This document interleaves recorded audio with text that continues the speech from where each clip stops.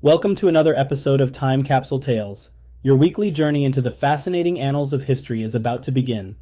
I'm your host, Chase, and today we're stepping into the shadowy world of the early 20th century mob, where danger, power, and intrigue intertwine.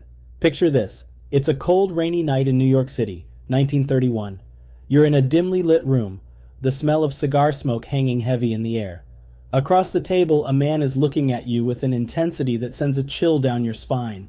His name is Charles, but everyone knows him as Lucky Luciano. Lucky's gaze is intense, his words heavy with meaning. "Meyer," he says, "we're on the brink of something big, something that'll change the game forever." You nod, understanding the gravity of his words. "I'm with you, Lucky," you reply. "Just tell me what needs to be done." Lucky leans back, the dim light casting long shadows on his face. "We need to take control," he says, his voice barely above a whisper. "Maranzano, he's a problem. He's old school, stuck in the past. He's holding us back." You feel a chill run down your spine. You know exactly what Lucky is implying. Salvatore Maranzano, the man who just won the bloody Castellamarese War, the man who declared himself boss of all bosses. He's not someone you cross lightly. Lucky is resolute. "We need a new order, Meyer, a commission, a democracy of crime. But for that to happen, Maranzano, he needs to be out of the picture." Lucky's eyes flicker with a dangerous spark as he continues. He's got the old ways in his blood. He thinks he's some sort of Roman emperor, a Caesar. But this ain't ancient Rome, Meyer. This is America. We need a system that works for us. Lucky leans in closer, his voice dropping to a conspiratorial whisper. "We need to act, Meyer, and we need to act fast. Maranzano, he's planning something. He's got a hit list, and our names are on it." "I'm with you, Lucky," you say, your voice steady despite the fear gnawing at your insides. "We'll do what needs to be done." As you shake hands sealing your pact, you can't help but feel a sense of dread mixed with anticipation. You're about to step into uncharted territory to challenge the old order and usher in a new era. But at what cost? As Lucky's words hang in the air, you realize the enormity of what's about to happen. You're about to be part of a plot that could change the face of the American underworld forever. Or it could be the end of you all. Stay tuned, dear listeners, as we delve deeper into the life of Lucky Luciano, the man who dared to dream of a new order in the world of organized crime.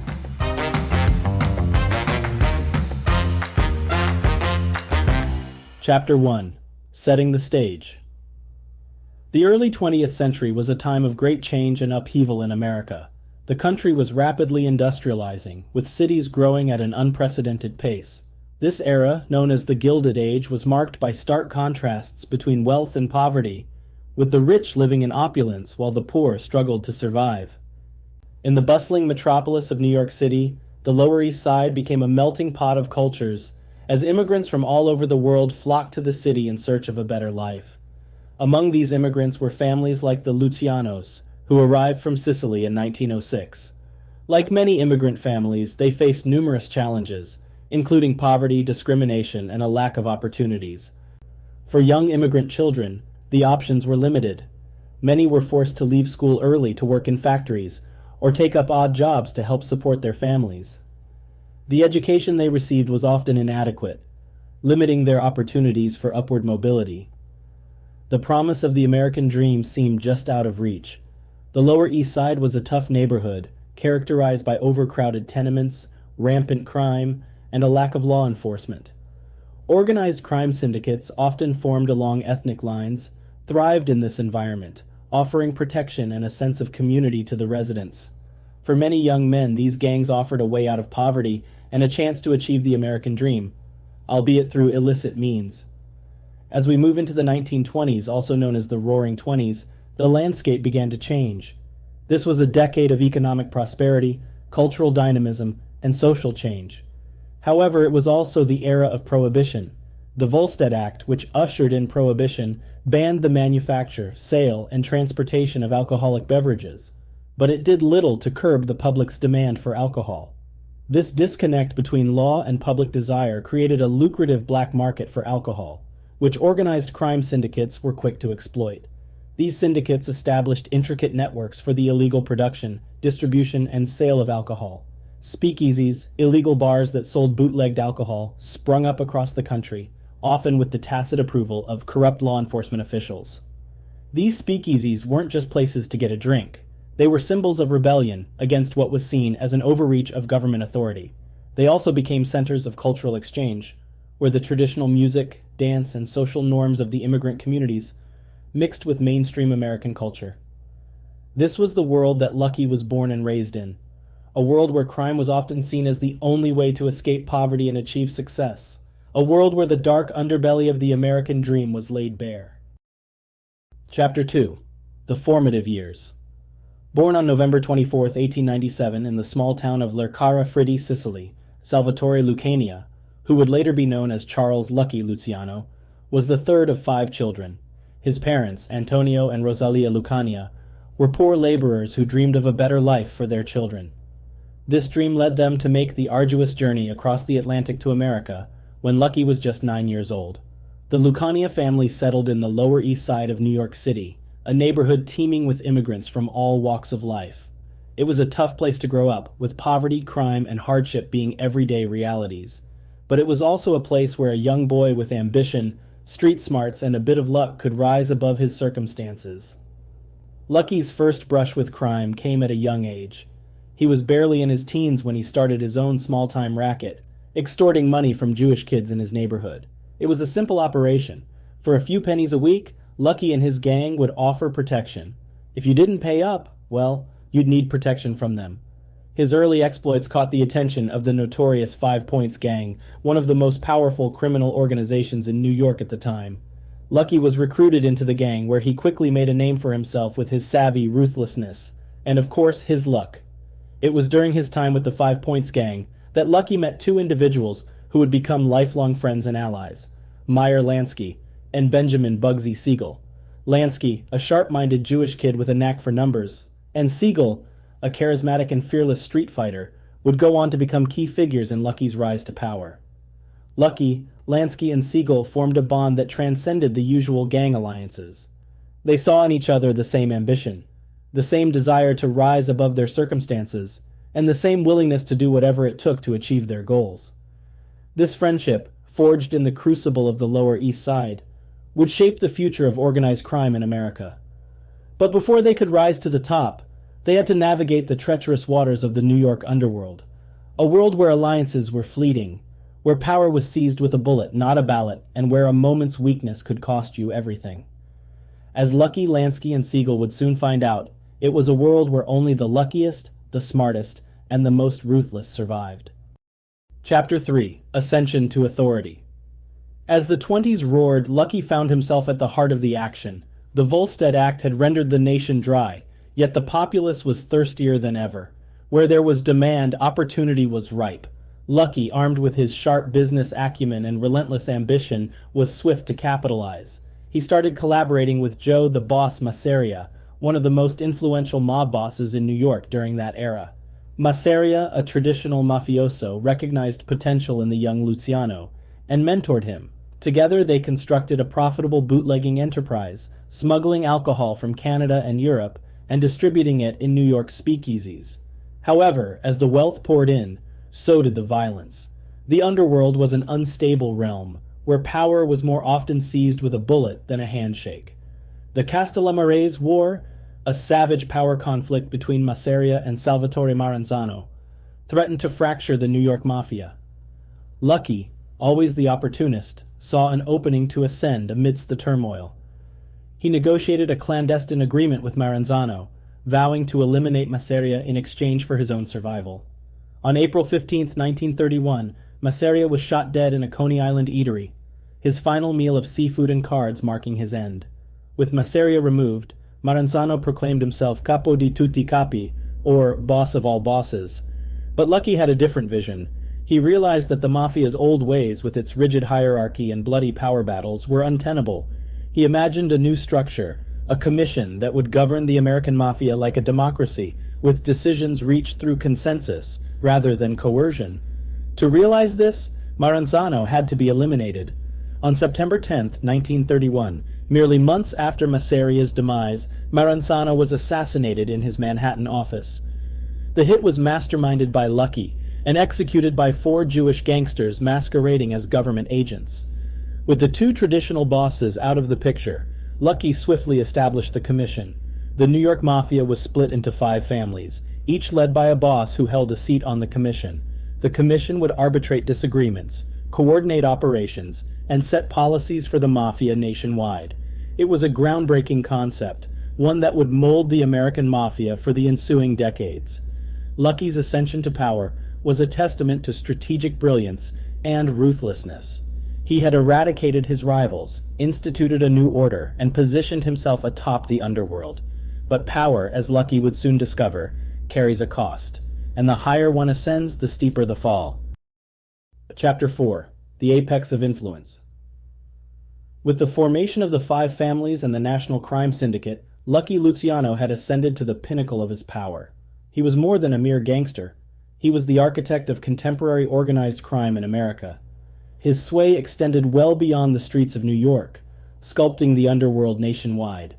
True to his nickname, Lucky seemed to possess it all. He was a constant presence in the dazzling world of Broadway, mingling with celebrities and the elite. His stylish attire and charismatic persona made him a recognized figure in these circles. He even maintained a permanent suite at the opulent Waldorf Astoria, a symbol of his affluence and prestige. However, beneath the allure and glitz, Lucky remained a criminal virtuoso. His operations were extensive and diverse, encompassing a range of illicit activities. He had a stake in numerous ventures, from narcotics to prostitution, from bootlegging to loan sharking. He even manipulated labor union rackets, controlling the city's very pulse. One of the most substantial operations under Lucky's dominion was the narcotics trade. Despite the risks, the potential profits were too enticing to overlook. The National Crime Syndicate, under Lucky's helm, managed this perilous business, ensuring a consistent supply of illegal substances to those willing to pay the price. Perhaps the most significant testament to Lucky's power was the influence of the National Crime Syndicate. This entity, Lucky's brainchild, served as a de facto governing body for organized crime. It preserved peace among criminal organizations nationwide and coordinated their activities, ensuring a balanced distribution of power and profits. The syndicate's influence was pervasive, impacting not just the underworld but society at large. A notable instance was the so-called French Connection in the late 30s. The syndicate, in partnership with Corsican gangsters, established a sophisticated smuggling operation that transported heroin from French Indochina through Turkey and France, and finally into the United States. This operation inundated America's streets with inexpensive heroin, igniting a drug epidemic that would persist for decades. At the zenith of his power, Lucky Luciano was more than a gangster. He was a kingpin, a puppeteer manipulating the strings of the underworld. But as he would soon discover, even the most potent are not beyond the reach of the law. Chapter 5. The Tumble and Incarceration. In the mid-30s, Lucky Luciano's reign appeared invincible. He was at the apex of his power, commanding an expansive criminal empire that spanned the nation. But as the adage goes, the bigger they are, the harder they fall. For Lucky, the tumble was looming. The man who would precipitate Lucky's downfall was a special prosecutor named Thomas E. Dewey. Appointed in 1935, Dewey was a man with a purpose. He was resolved to sanitize the city, and he targeted the largest predator in the pond, Lucky Luciano. Dewey's tactic was to target Lucky's prostitution racket, one of the most profitable and extensive operations in his criminal empire. Dewey assembled a team of investigators and hit the streets, amassing evidence and constructing a case. They interviewed hundreds of individuals, gradually assembling a damning portrait of Lucky's operation. In the spring of 1936, Dewey struck. Lucky was apprehended and charged with compulsory prostitution. The evidence was compelling and the trial was a sensation. The public was enthralled by the spectacle of the city's most infamous gangster standing trial, and the media coverage was fervent. The trial lasted just over a month, and the verdict was a foregone conclusion. Lucky was found guilty and sentenced to 30 to 50 years in prison, a staggering sentence that reverberated through the underworld. The kingpin of the American Mafia, the man who had seemed invincible, was heading to prison. But even behind bars, Lucky's influence remained formidable. He continued to orchestrate his operations from his cell, relaying orders through his lawyers and visitors. His incarceration did little to diminish his power. If anything, it amplified his legend. A notable instance of his continued influence was during World War II, when the U.S. Navy sought his assistance. Faced with the threat of sabotage on the New York waterfront, the Navy turned to Lucky, who used his influence to ensure the docks remained secure. Lucky's tumble marked a turning point in the history of organized crime. It signaled the end of an era and the dawn of a new one. But as we'll explore in the next section, Lucky's story didn't conclude with his imprisonment. In many ways, it was merely the commencement. Chapter 6. Life Post-Incarceration and Enduring Legacy. In 1946, after a decade in confinement, Lucky Luciano was liberated from prison. However, his freedom came with a caveat. He was promptly deported to his native Sicily. The man who once governed the American underworld was now an outcast in his homeland. But if anyone presumed this would mark the end of Lucky Luciano, they were gravely mistaken. Upon arrival in Sicily, Lucky lost no time in attempting to reconstruct his empire. He journeyed to Havana, Cuba, aspiring to establish new operations there. Cuba, with its relaxed law enforcement and proximity to the United States, seemed like the ideal base for Lucky's ventures. But his plans were foiled when the United States pressured the Cuban government to expel him. Forced to return to Italy, Lucky settled in Naples, where he would spend his remaining years. Despite his exile, Lucky remained a significant figure in the realm of organized crime. From his base in Naples, he continued to wield influence over the American and Italian mafias. He played a crucial role in organizing a meeting in Palermo in 1957, where Italian and American mafiosi strategized a new push to sell narcotics in white and black blue-collar communities. The Italian gangs, devoid of American criminal records, would pay rent to operate in the American family's territories. However, as the years rolled on, Lucky's influence began to diminish. In 1957, Vito Genovese assumed control of the Luciano crime family, effectively terminating Lucky's direct control over his former empire. Despite this, Lucky remained a respected figure in the underworld, his legacy intact. Lucky Luciano succumbed to a heart attack at the Naples airport on January 26, 1962. He was finally permitted to return to his cherished United States for burial. His death signaled the end of an era, but his legacy endured. Lucky's impact on the world of organized crime is monumental. He revolutionized the mafia, morphing it from a cluster of feuding gangs into a coordinated national syndicate. His establishment of the Five Families and the National Crime Syndicate laid the foundation for the modern American Mafia. Furthermore, Lucky's influence transcended the underworld. His life and exploits have been immortalized in books, movies, and television shows, contributing to the enduring fascination with the mafia in popular culture. His story, with its rags-to-riches trajectory, tales of power and betrayal, and a glimpse into the shadowy underworld of organized crime, continues to captivate audiences to this day. In many respects, Lucky Luciano embodies the dark side of the American dream. He was an immigrant who ascended from poverty to become one of the most powerful men in America. But he achieved his success through crime and violence, and his reign concluded in downfall and exile. His story serves as a cautionary tale, a reminder of the steep price of power and the ephemeral nature of success. But perhaps the most significant aspect of Lucky's legacy is the impact he had on organized crime. His vision of a national crime syndicate, his emphasis on cooperation over conflict, and his ruthless pursuit of power altered the face of the mafia. His influence can still be felt today in the structure and operations of organized crime groups not just in America, but globally. In the end, Lucky Luciano's life is a testament to the power of ambition, the allure of power, and the inevitable consequences of a life of crime. He was a man who dared to dream big, who ascended to the top of the underworld, and who, in the process, altered the course of criminal history. His story, like the man himself, is a complex blend of ambition, power, and downfall, and it's a narrative that continues to fascinate, captivate, and provide a glimpse into the shadowy world of organized crime. Chapter 7. The Shadows Behind Luciano's Legacy. Lucky Luciano's narrative is a stark reminder of the complexities of human nature. On one hand, he stands as a testament to the drive and cunning that can propel an individual to the pinnacle of power. On the other, his ascent came at a tremendous cost to countless individuals in society at large. Luciano's empire was built on the backs of the vulnerable. From the streets of New York to the shores of Sicily, his operations left a trail of victims.